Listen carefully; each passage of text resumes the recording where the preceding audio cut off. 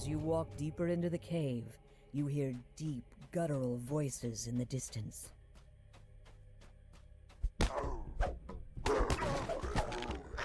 You notice a small iron key in the corner of the room.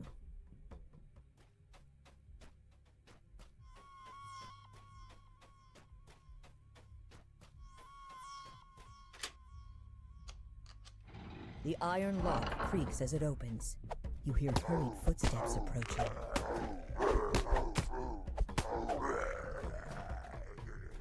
The smell of meat cooking wafts tantalizingly down the corridor.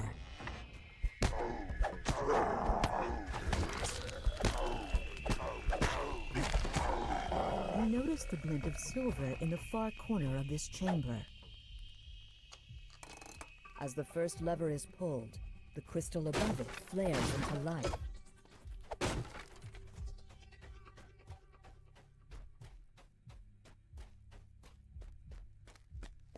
The image of a small silver key is embossed on this surprisingly well-crafted lock.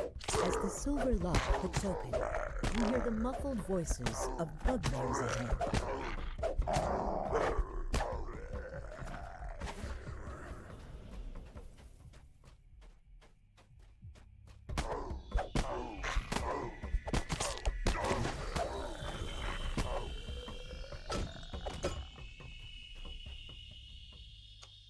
As the second lever is pulled, you can hear the rumble of the sealed door sliding open. As the door opens, you see several humans in chains crouching against the walls.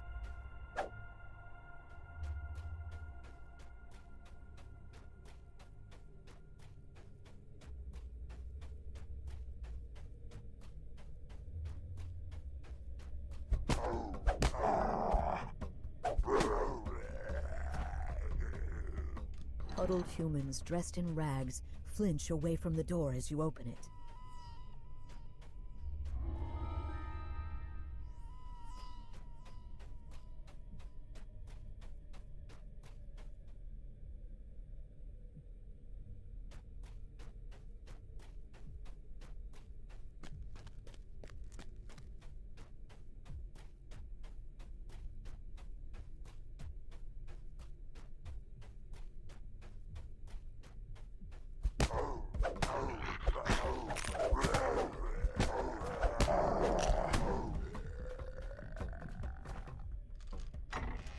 As you open the door, a massive bugbear growls and attacks. As the creature dies, you notice a small ornate key on the table in the far corner of the room.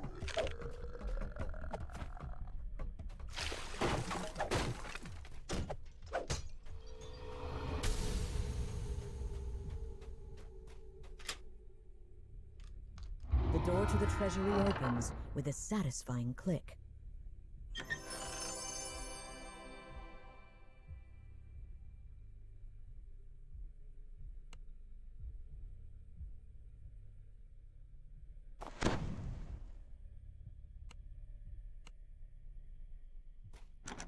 The large rusty lock on this chest looks like it could be picked.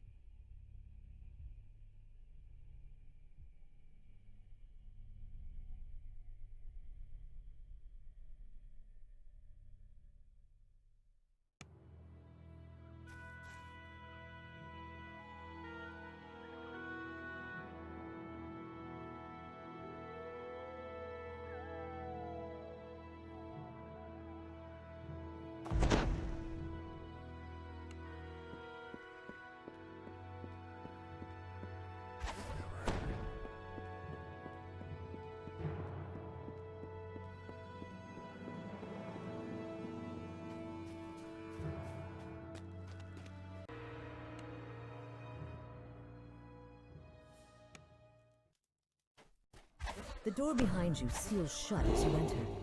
There's now only one way to go. Forward. That's fine with you, as this cave is said to contain much treasure. A burly minotaur stands behind a magical barrier, guarding a pile of treasure. Always more. Always more. The minotaur snorts. Greed draws you adventurers like moths to the flame. Have fun starving in my cave with the treasure just out of reach.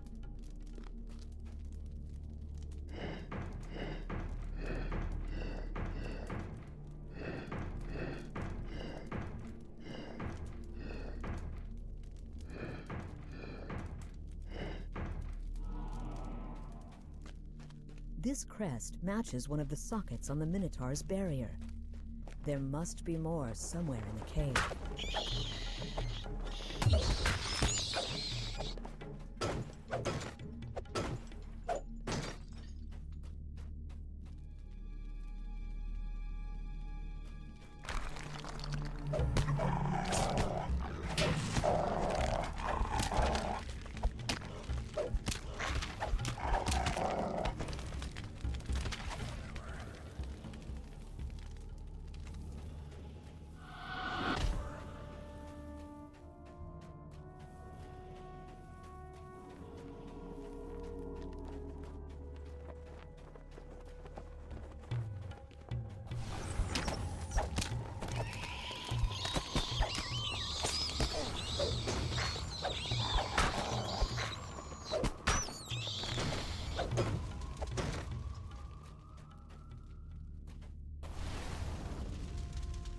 This should be enough crests to fill all of the sockets on the Minotaur's barrier.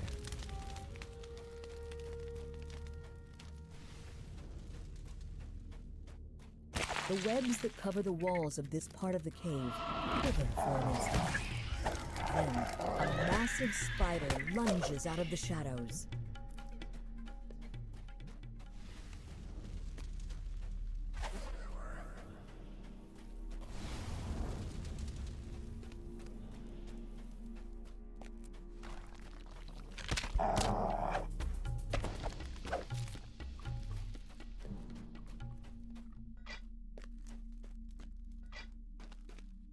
With all three crests neatly fitted into their sockets, the magical barrier fades. The infuriated Minotaur gives a roar of rage and attacks.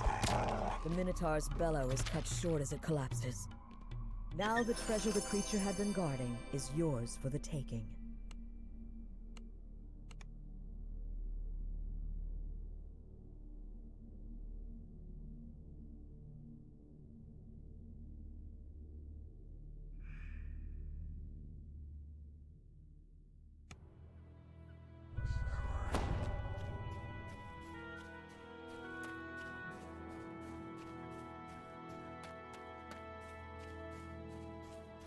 Small, squalid cave entrances dot the ravine walls. These must be the caves of chaos, where the cultists and their monster allies have made their base.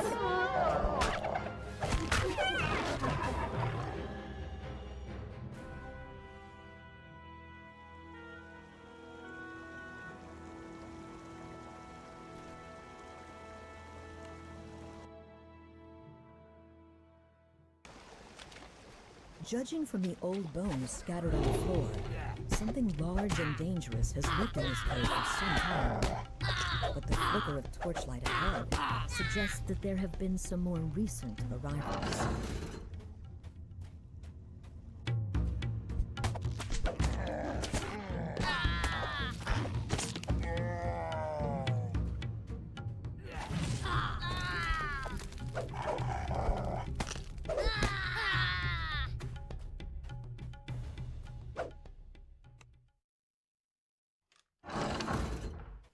The cult of evil chaos has set up camp in this cave, with the goal of capturing and taming the beast that lives within.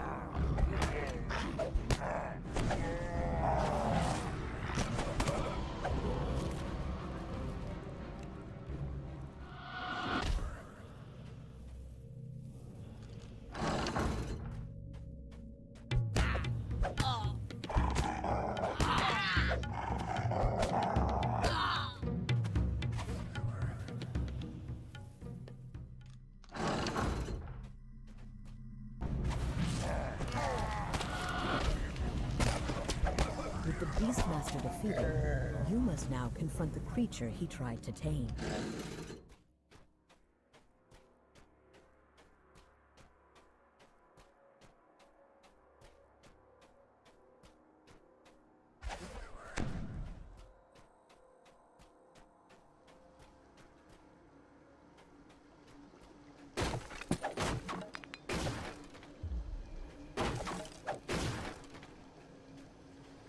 You spot skittering vermin inside the cavern chamber ahead. You can also see the nest of something much larger.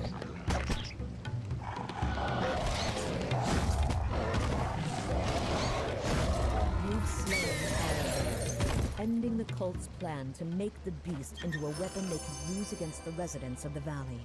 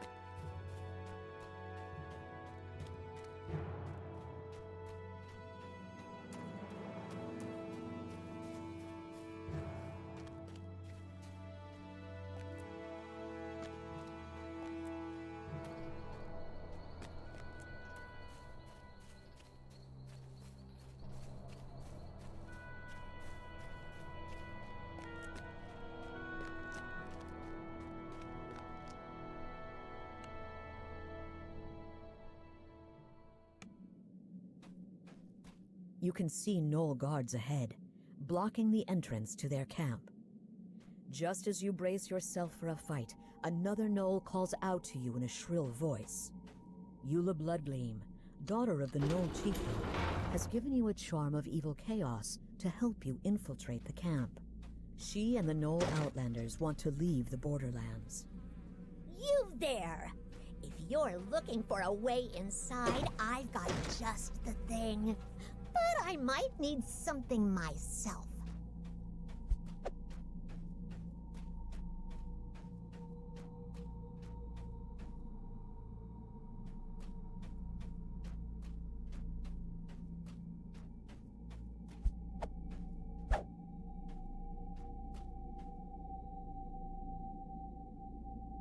Oro's Sandcloak lets you in on a secret. Chief Bloodgleam has been lying to the Outlanders about sending their comrades to join the cult. If you can prove that Outlanders are being killed as sacrifices instead, it will destroy their loyalty to the Chief. The last of the vermin lets out a mangled shriek as you knock it into the dirt.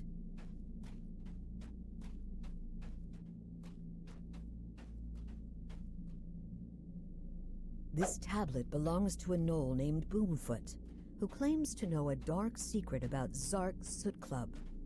Talking to Boomfoot could be very useful.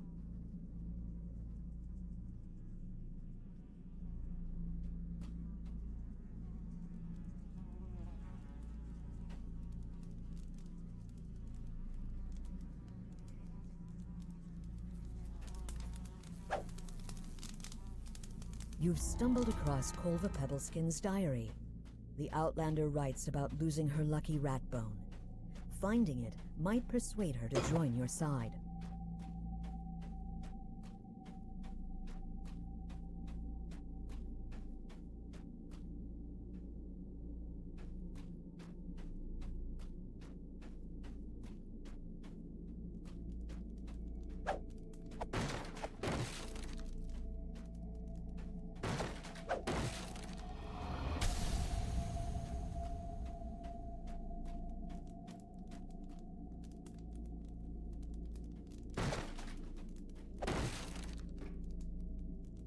You spot a gemstone ring among the rubble of bones and blood. Oros said Gravemaw always wore a ring like that before he went to serve the cult. This proof of Gravemaw's death will convince the Outlanders once and for all that they should abandon the cult.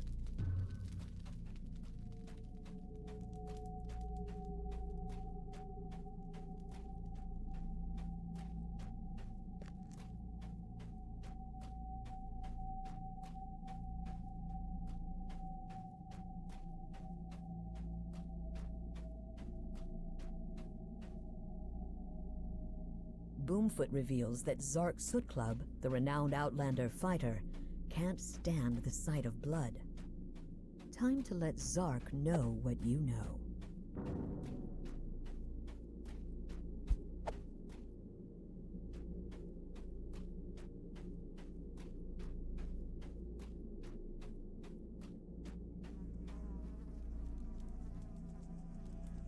The Knoll nods in agreement.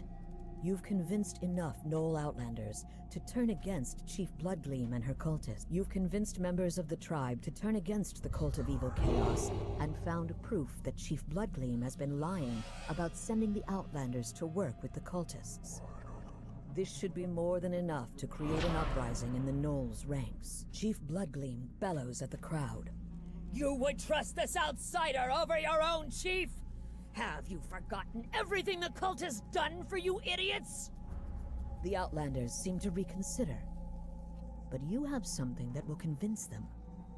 You hold up Gravemaw's bloody ring and reveal that you found it in the chief's shrine.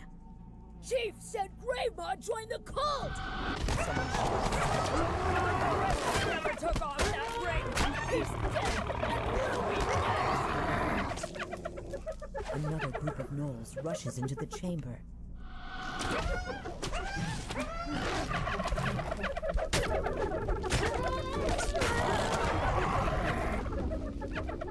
You think you've won against the onslaught of gnoll cultists, but then another wave flows in, pouring for blood and chaos.